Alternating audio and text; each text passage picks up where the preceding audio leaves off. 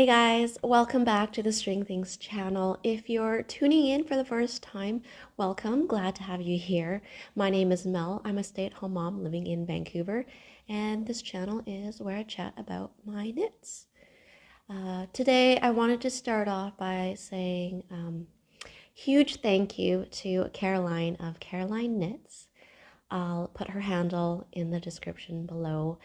She gave me a little shout out on Instagram and recommended my podcast, which gave me such a huge boost. And the timing was quite coincidental as well. I happened to have been in the process of watching one of her videos.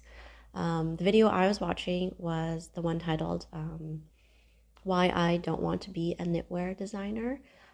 Great video. Her notes, her points that she brings up is totally in line with how I feel about the whole process. So if you're curious about that, please check out that video and her other videos as well. So thank you again. Thank you so much, Caroline. And so let's carry on with the regular programming now.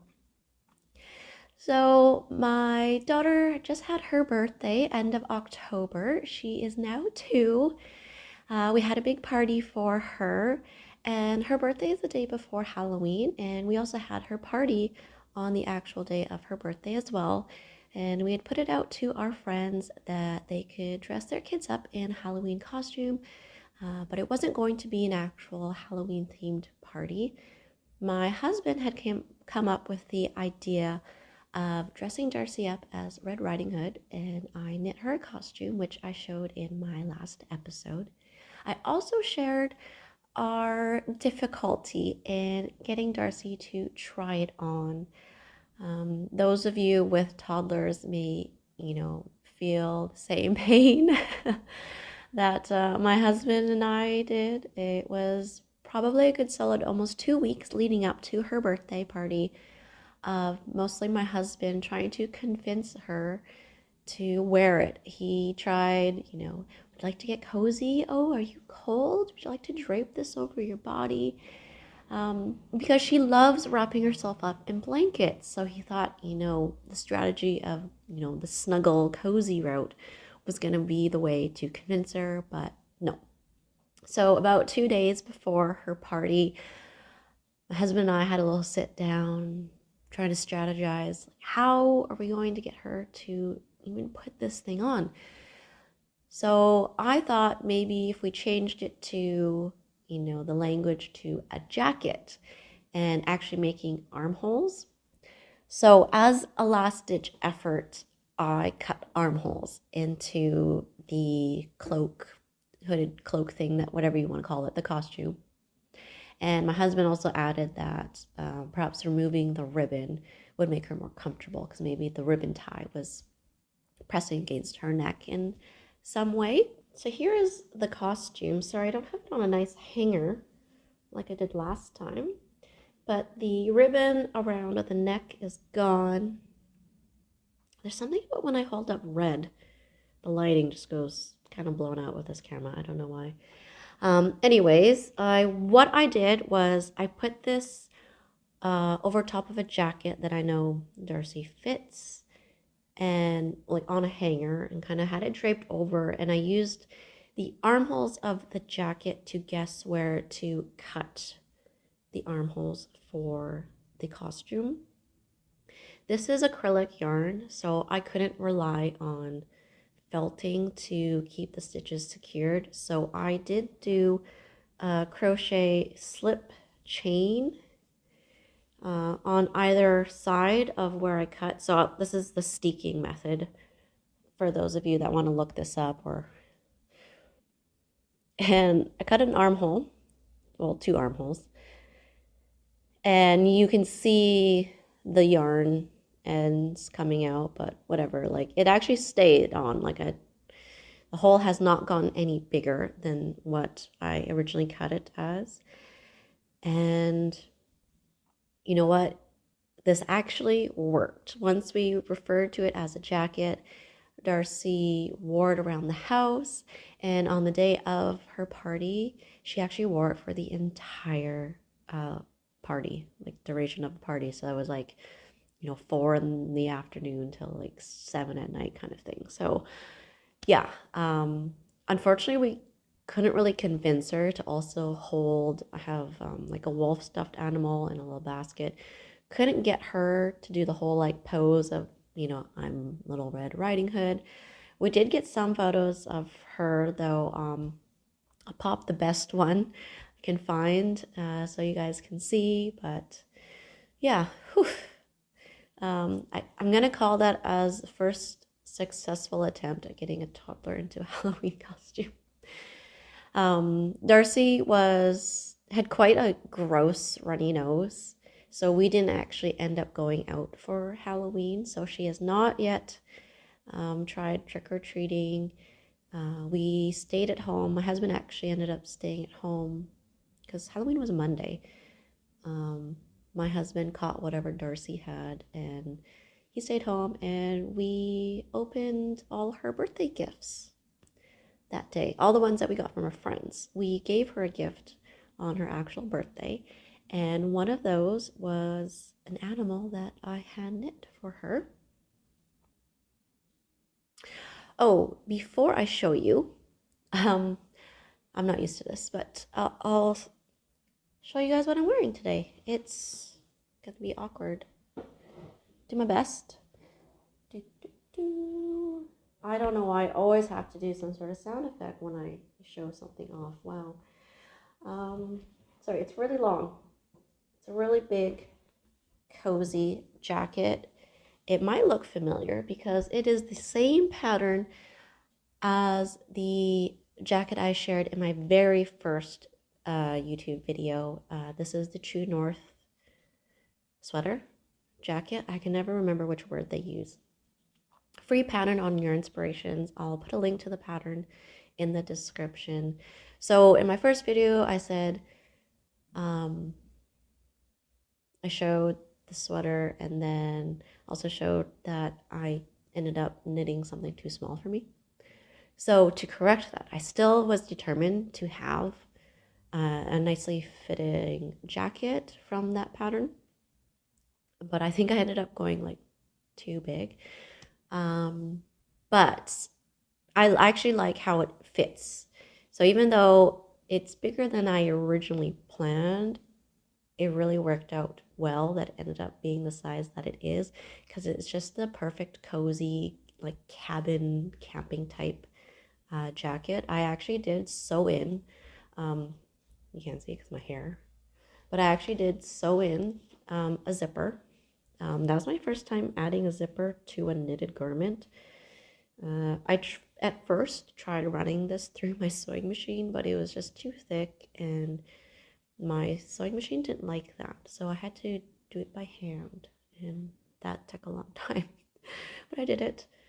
I added a lot of length to this one because I found the original pattern runs a bit short and I just wanted like something long and cozy.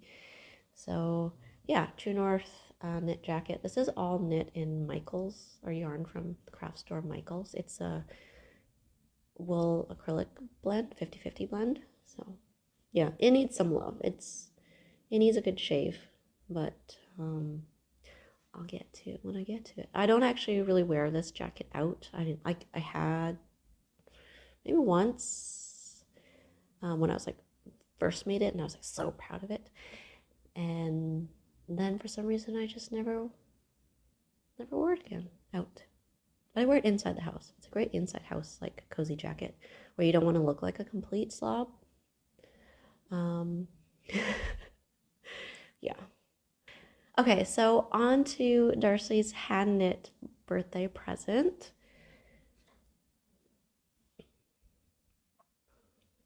It's too big for the full frame up close anyways.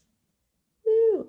I never actually measured it, but the book says the finished measurement is something like 16 inches or something like that. And when I read that, I was like, oh, that seems kind of big.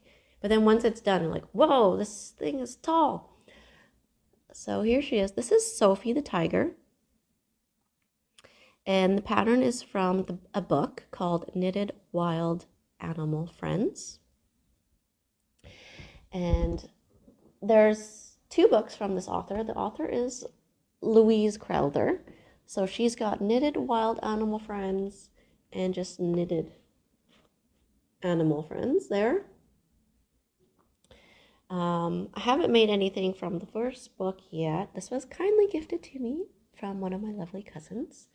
Very excited because I really did want to have both books, but I decided to order this one for myself first and see how it was, and then if it was really good, then I'd get this one, and then it worked out.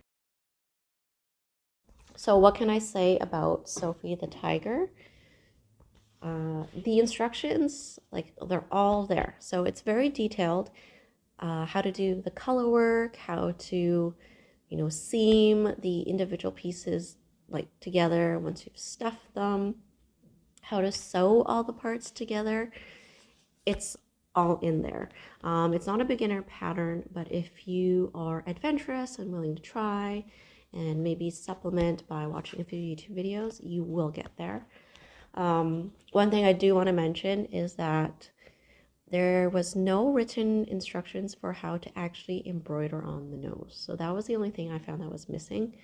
And I don't know what it is about embroidering on animal faces, but it's not my strong suit. This nose, guys, took me at least 3 tries. That's what I remember. I stopped counting after 3.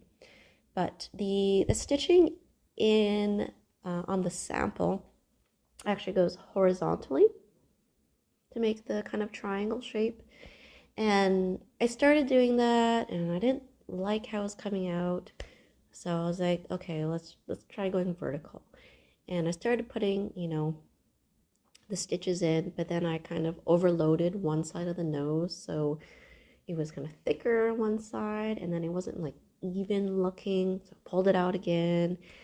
And then finally, once I nailed down a more methodical approach to putting in the stitches, then it came out with this result. I'm much happier. So in order to create an even fabric in terms of even the depth of coming off of the face, I made sure I worked as symmetrical as I could.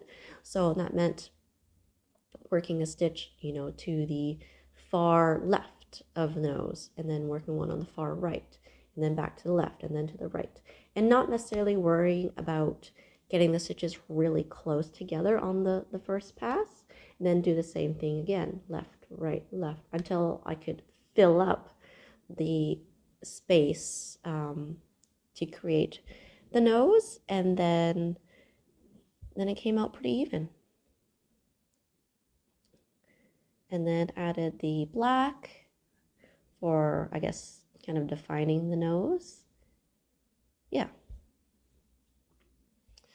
Another important thing to note when you are working on patterns out of books, don't forget to go online and check the publisher's website for any errata. So that's a list of any mistakes found after the books have been printed and released. We're all human, mistakes happen. I've looked it up for both of the books, and the list is actually quite small. There's not that many errors, and there weren't any listed for the tiger, which was great. So I followed everything exactly to how the pattern says. I mean, when you're working a stuffed animal, it's not like a garment. You're not trying to adjust a sleeve length or body length or anything like that.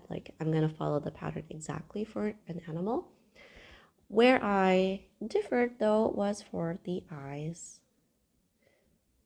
So I've used plastic safety eyes for mine.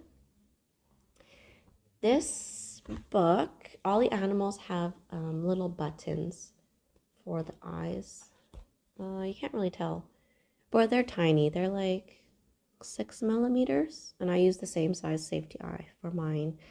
I don't have any nice buttons of that size, so that was no. I didn't want to buy any either. I wasn't as into the look of the buttons, and I wasn't confident in that button being sewn on and staying there, because Darcie loves pointing out buttons right now. Every time she sees one, and well, she can't say button, she says butt. So she goes butt. And so I just envisioned her like picking away and always trying to play with the button on the stuffed animal, which can be, you know, a cause for concern if it comes off. So with safety eyes, it's generally recommended to not use them if the toy is given to a child under the age of 3, choking hazard for one. So Darcie is 2, as I said. I'm quite comfortable with her. Like, even if this were to come off, she plays with Lego that has pieces that are even smaller than these eyes, and she knows not to like eat Lego. She also has other stuffed animals that I've made with safety eyes of the same size, and I haven't had any of them come out, even with a lot of like wear and tear and Darcie playing with them. So I made the decision that I was comfortable with using safety eyes for her. Use your best judgment if it's for your child or for someone else. If you don't like buttons, if you don't like safety eyes, then I think the next best thing is using the embroidery technique called a French knot.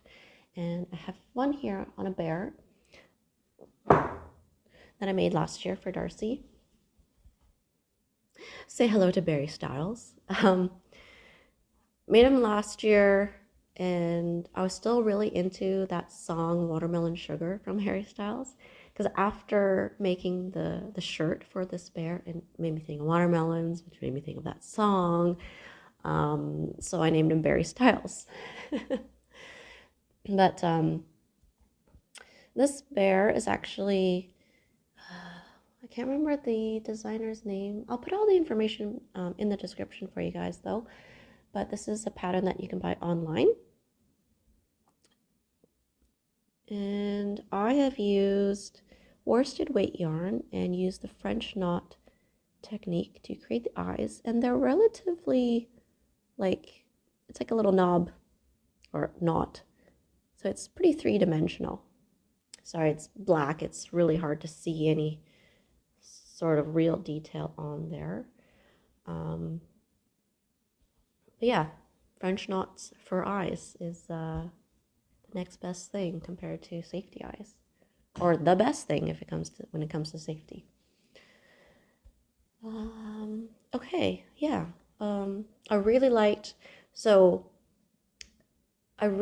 how much attention there is to detail for this. So, you know, in the instructions, it tells you about how to, you know, give the tail this nice curve. Like it stays that way.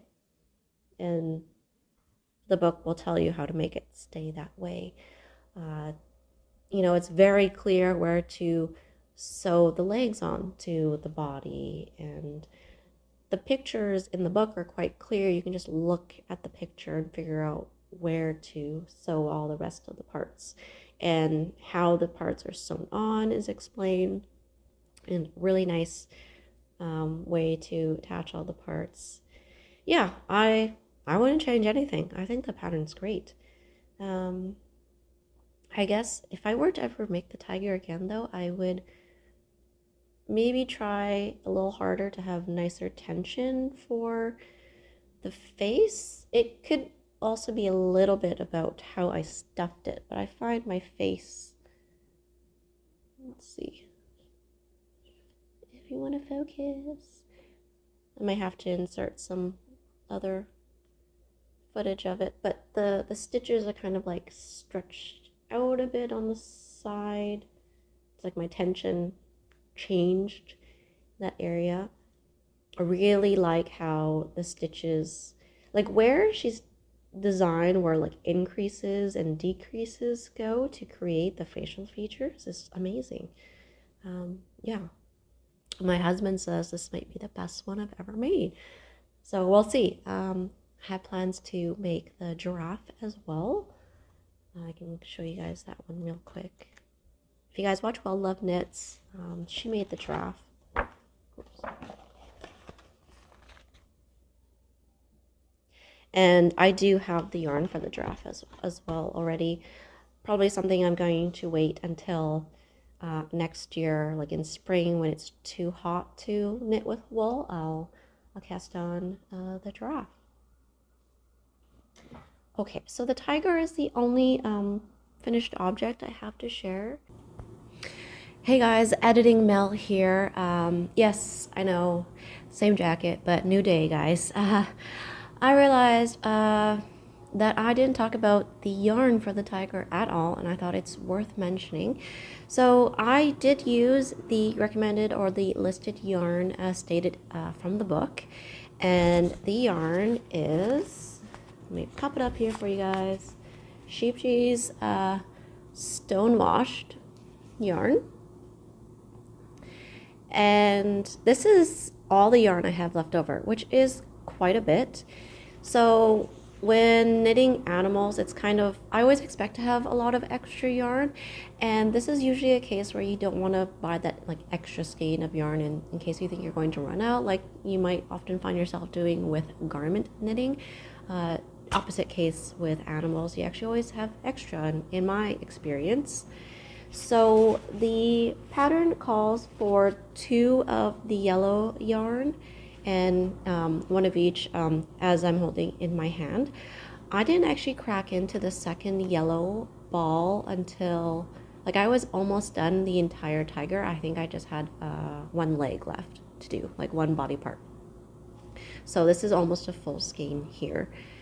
And for this is moonstone and black onyx. Like, I used a fair bit of the black onyx. It's definitely less than half, and this one maybe almost half, not quite half used.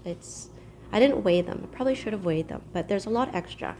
And if you plan on using the recommended yarn, which I would recommend, really great yarn to use. It's a cotton acrylic blend. It's a sport weight yarn. I think that's a great weight of yarn to knit up these animals. It's not too small, although I could see fingering weight being okay, but I think sport weight is nice. The stitches are a good, small size. You don't have to worry about stuffing showing through. And if you use this yarn, then the same colors are used in some of the other animals. So for example, you could use this again in the, maybe part of the lion will have moonstone as well, or something like that. If you're doing the chimpanzee, then this black onyx, I believe, you could use that towards the chimpanzee, for example. So not enough to do another complete tiger, but you get pretty close. So if you're going to knit 2 tigers, for example, you would only need to buy 3 of the yellow balls versus buying the full, like, 2 per animal, because you actually barely use the second one. If that makes any sense. But I really do like this stonewashed line for these animals. I think it really builds up the aesthetic of the animal. To me, it makes it look like a really nice, like, worn, but in a good way, like vintage sock monkey vibes kind of going on. I really like that look, and yeah, it makes a great animal. So recommended yarn, I love it. Use it if you can get your hands on it. And yeah, back to the episode. See ya. I do have some whip updates though. Chantilly Cardigan. My last episode, when I showed it to you guys, it was literally a cast on row. Since then, I have completed the entire sweater minus the collar. I wonder if I can, it's on a blocking mat right now. I don't think I can actually show it to you guys. Oh, there's a loose pin. That's dangerous. I don't know if it can, yeah, it's gonna just look like a lump of fabric. So you have to take my word for it. It's the entire sweater minus the collar. I have only been knitting that. That's pretty much just, yeah, monogamous knitting. The fabric feels wonderful. Knitting on 5.5mm needles has been quick, and yeah, I just couldn't put it down. It's just what I always wanted to work with. Also, just because it feels so nice, this fabric. So blocking it now, because in the pattern it says to block before you do the collar, and it makes sense. You want like a nice flat fabric to pick up the stitches. But I'm worried about the next part because, guys, this is all the fingering weight yarn I have left. Like this tiny little ball. That's all I have left. So, but yeah, the yarn was so nice, I swatched it twice. I do have 2 swatches that I made for this sweater. And so what I'm going to have to do is unravel these swatches and hope that it's enough to do the collar. I'm a little sad because I really wanted to use the fingering weight yarn for like the trim of the collar as well, but with it, you know, like I guess I'm playing yarn chicken, I guess. I might have to use the alpaca lace for the trim, which is not the end of the world, but it wasn't the look that I was wanting. But yeah, we'll see. If after unraveling these swatches I still don't have enough yarn, I will buy another skein. It just makes me sad because obviously that puts me over budget for the sweater, the cardigan, and then I will have a whole bunch of yarn left over. And like, it is nice yarn. That's not the reason why. Like, I just don't want to have extra yarn. I like working on a project. I'd like to get to the point where I can work on a project and have like, if I was like just had this and I'd like done the cardigan already and done the collar and everything, and then I only had this left, that would make me so happy. But that was a danger of knitting something not quite exactly to gauge and only having a 100-meter buffer of the fingering weight yarn. I've got lots of the lace weight of the alpaca, but yeah. So you guys think, is it going to be enough? These 2 swatches and this little ball? I don't know. We'll see. Stay tuned. The next update, well, actually, it's not really an update. Yeah, that's it for like true like whips I'm going to share with you guys today. Now I've got a couple acquisitions. I want to, maybe it's like more 1.5. Anyways, acquisitions. I showed this swatch to you guys in my last episode, and it's for a Moby Sweater mini for Darcie. And this is a We Are Knitters alpaca yarn, which they called baby wool, but I thought wool only refers to sheep's. But yeah, well, We Are Knitters and naming their yarn, we'll get into it. But it is the colorway Rainbow Sprinkle, so it's mostly like a natural white with sprinkles of color. I got gauge with the recommended needles, but I feel like the fabric is a little too gappy, a little too holy for my liking. So I decided to order some mohair from We Are Knitters. Oh, I don't know if you heard that. My shoulder just cracked. I ordered the mohair from We Are Knitters, which is called Touch Me Mohair. But like Sophie, the Knit Pearl Girl, says, it shouldn't be called that. And I agree, because where is this tag? 54% baby alpaca, 22% super kid mohair, 24% mulberry silk. Guys, 54% alpaca. It is mostly alpaca, not mohair. So yeah, it's advertising. I feel like it's false advertising because yes, there is mohair in there, but the main content of this yarn is alpaca. Which, by the way, I really love that it's alpaca. Like, I love the feel of alpaca over mohair. Mohair I find a bit prickly. But anyways, and like, yeah, the rainbow yarn is called the baby wool. Like, again, I thought wool refer to sheep? No, I don't know. Correct me if I'm wrong. Let me know in the comments, guys. Does wool only refer to sheep? And do you always have to call alpaca yarn then alpaca yarn? Like, because you don't call it a ball of sheep, right? You call it a ball. Anyways, I'm gonna stop before I dig myself into a hole I can't get out of. So I didn't bother swatching again. I just decided to cast on. So here it is. I started this yesterday, guys, and oh, I suppose I should hold it in the orientation of what it is. Not that, I don't know if you can really tell what I'm holding, but I'm holding the back yoke of Darcie's Moby Sweater. There it is. Whoop. Yeah, so it's much less, you know, gappy, holy looking because all that alpaca mohair fluff has filled it in.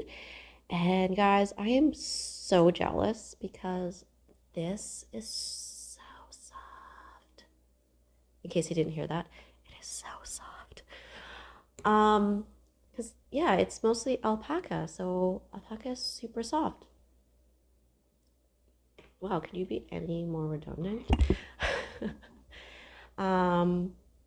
The textural, like, stitch pattern, everything that's going on, it's so addicting to do once you, like, get a rhythm. But, oh my god. Starting this project, I don't know what was going on. I straight up just couldn't figure out how to start this. I cast on the number of stitches and was reading the instructions and just could not compute. I don't know. It wasn't working for me. It's, you know, you start off doing short rows. I know how to do short rows. And, you know, I understand that, you know, you're starting with just like this part of the section. So you got to adjust which part of the chart you're looking at. So, you know, so you're following in pattern. But for whatever reason, it took me like half an hour to 45 minutes. Like, I cast this on more than once because I was like, I messed up. I didn't know what it was. Yeah. So I thankfully, because you work this up looking at a chart, there's a chart that shows exactly where you have like your short rows, like the turning stitch and everything. I just ignored the written instructions and followed the chart. And then that's when I figured out that all my hardship was because I cast on the wrong number of stitches. I cast on an extra stitch, and that was throwing everything off, especially when you're following a pattern. Luckily, my extra stitch was, because the way I had worked out and like started the sweater, the extra stitch ended up being at the end of my cast on, so all I had to do was slide off an extra loop off of my needle. And that's not the right spot. This spot. I just had to slide off an extra loop and everything was better. But man, I was having doubts. I was like, I can't even get to row 2. I've obviously seen other people make this sweater. Like, is there something wrong or something else that other people figured out and they didn't say anything? And it was me, guys. It was me. So yeah, I've got that on the go for Darcie. And once my Chantilly cardigan is done, I will cast on a Moby sweater for myself. So I bought myself some camel colored yarn. Oh, I put it away already, did I? I'll insert some footage. And so this Cascade yarn is in the color camel, and it's getting a little bit blown out, but it's quite like, if I were to imagine, sorry, I'm like, why am I sitting like this? If I were to imagine the color camel, like this is like almost exactly as I would have imagined it to be. So it was very close to what I saw on my screen, which I'm very happy. It's a bit more like golden. It's got a little bit of a sheen to it. It's 100% Highland Peruvian wool. And the mohair I thought was, it's like a little bit too beige, but together I was hoping that they would make a really nice combination. So there they are next to each other. So I was gonna take a chance and match this camel yarn with the beige Touch Me Mohair, and I have my swatch here, and I think it worked out really well. The Touch Me Mohair is a really matte lace weight yarn, and it really did mattify some of the golden tones that I wasn't too keen about in the Cascade yarn. Actually, in the daylight, when I first started to cast this on, I was worried about the variation in color because the mohair doesn't completely cover all the stitches, right? It's not like a perfect mask over the Cascade yarn. It shows up more in places than others. And I wasn't quite sure about that variation. However, looking at it in like lower light or artificial lighting, I really like the color of it. So I think it's a good enough match. Like when I look at it from like a foot or more away, like it's totally fine. I think I'm just being way too nitpicky about it. So yeah, that is what I will cast on after I finish my Chantilly cardigan, because I am going to attempt at sort of being a monogamous knitter. And I know I just showed you something for Darcie, so monogamous knitting in the sense that I'll have one thing on the needles for me actively worked on and one thing for Darcie. And yeah, we'll see how long that lasts, but that's the plan. So that's what I've got going on for the next little while. I do have other whips hiding in my closet, but I've decided to put them in hibernation, so I won't even mention which ones those are, because who knows when the next time will be when I work on those. Let me know in the comments below if you guys have any questions about anything. I'm happy to answer any questions, or just, pop in to say hi. And thanks so much for hanging out with me today. If you want to continue following along my knitting journey, please subscribe and hit like if you enjoyed this video. So until next time, guys, happy knitting. Bye.